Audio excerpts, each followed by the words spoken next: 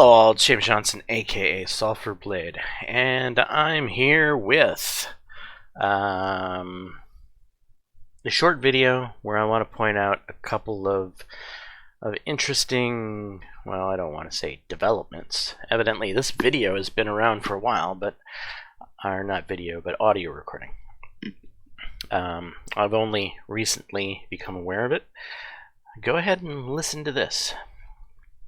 I get calls from my father to tell me that the New York Times is calling, but my old partner Eric, who literally has done me harm for I don't know how long, is the one taking the calls because my father will not stop sending the calls to Eric. I have another New York Times reporter calling about my representation of the, literally, Dr. Patriot, the spy chief of China, who started the company that my partner, who was worth $323 billion, founded, and is now missing. The richest man in the world is missing, who was my partner. He was missing since I last saw him in his $58 million apartment and signed a $4 billion deal to build the largest LNG port in the world. And I am receiving calls from the Southern District of New York, from the U.S. Attorney himself. My best friend in business, Devin, has named me as a witness without telling me in a criminal case, and my father without telling me.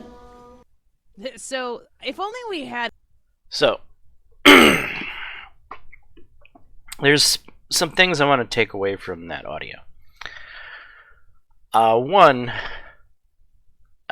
Hunter Biden is portraying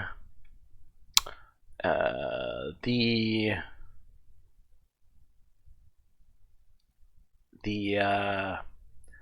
person who has been used, tricked. He's talking like he's filling the role of the patsy. He sounds rather upset. I don't know how this audio came to be, if it was him just doing some sort of verbal diary, or if he was confiding to somebody. I don't know that information of how this audio came to be, because, you know, let's face it, it depends on who you're talking to, how honest you might be. But he certainly did sound like he was feigning responsibility for his actions, which I don't think is that far from reality. I think Hunter Biden is a person who's made many poor life decisions, from, you know, snorting cocaine off of a miner's ass to getting a prostitute pregnant and refusing to pay child support. You know, these are all things that we know about Hunter Biden. He doesn't have the best decision-making process.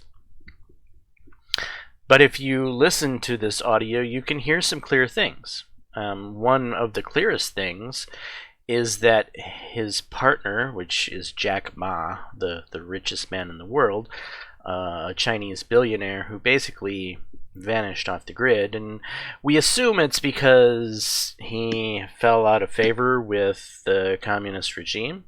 But also we hear another thing is that this company that he founded with Jack Ma was also created by a person who Hunter Biden has come to find out is China's spy chief. So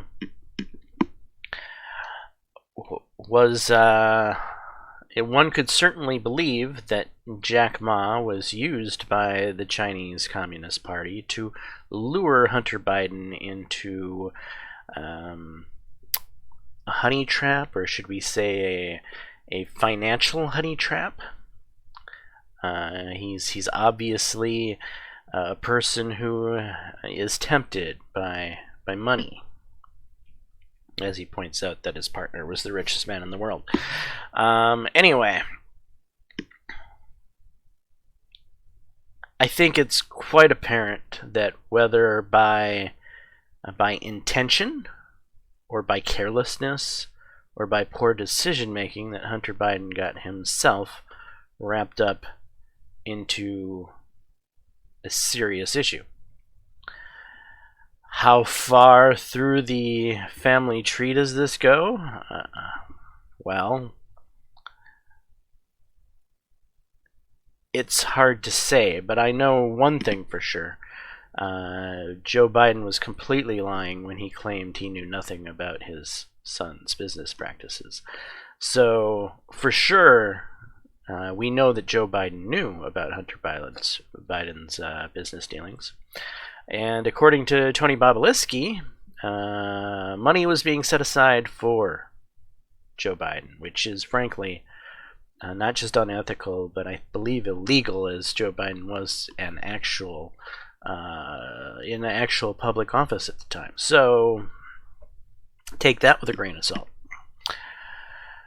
But this is some very interesting. This is a very interesting audio recording that the entire American people should hear.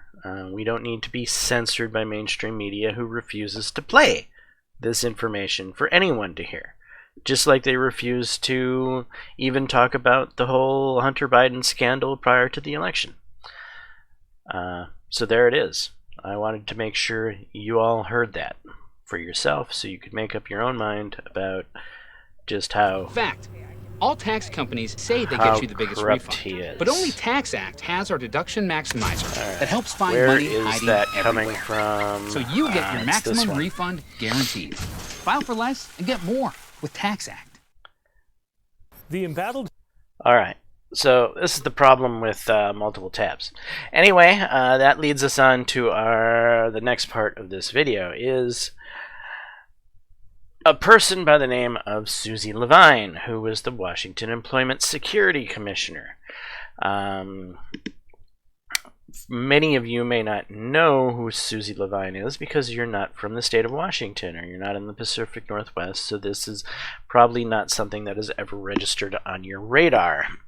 But let's just say that she is in charge of a department that got ripped off for a whole hell of a lot of money. To the tune of 120,000 fraudulent claims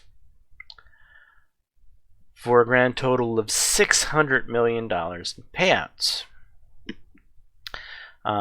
Records obtained by King 5 investigators in January 21 show fraudulent unemployment claims were filed in the stolen identities of 59 actual employees who work for the state ESD department. So, these fraudulent claims were so fraudulent, or how do we put this? This state agency was so negligent that it couldn't even figure out that its own employees were being used to rip off the state to the tune of $600 million. Now, one can say, well, how much did this Susie Levine really have to do with the security of this system? It probably is more IT related, and should she really be held? Of course, she should be held responsible for it. That's the way it works in real life. If a destroyer like the USS Hewitt cuts off an aircraft carrier, you can bet your ass that the captain of the USS Hewitt is going to be replaced immediately. which indeed actually happened in real life. And was it technically that captain's fault? Was he standing on the bridge giving the order to cut off the aircraft carrier at the time? Or was he doing paperwork in his at-sea stateroom? Or was he getting chow in the officers' mess? I mean, there's many things that could have been happening, and the captain might not have been there actually giving the orders. But it doesn't matter. As we say in the military, shit rolls uphill. And it's ultimately responsible to the commanding officer. The commanding officer of this department was Susie Levine. How the hell is Susie Levine getting a promotion to the Biden administration for losing the state of Washington $600 million? Does that make any fucking sense? The Biden administration couldn't find somebody that didn't lose their state $600 million? It doesn't compute. It makes no logical sense. Now, going back to the captain analogy, there's probably a bunch of you out there saying, well, boy, that was unfair for that captain. No, it's not. That captain could have trained his junior officer that gave the order to the helmsman to cut off the aircraft carrier better.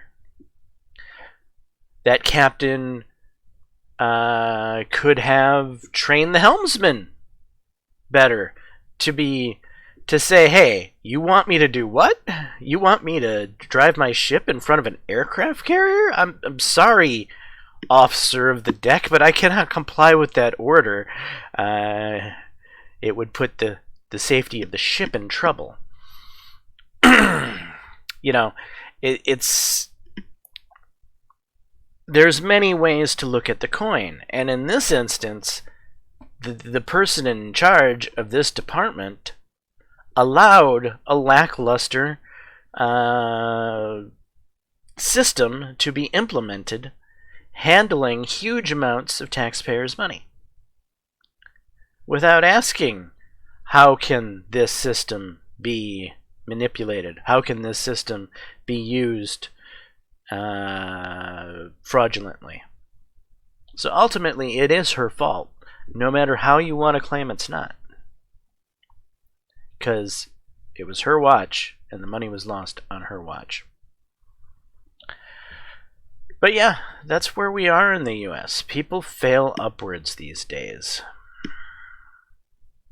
Anyway, that's this video. I'm going to try to cut the rest of the idle chit-chat out to keep this video as short as possible. Hopefully you enjoyed it. If so, please leave a like and subscribe. And until the next time, all, peace.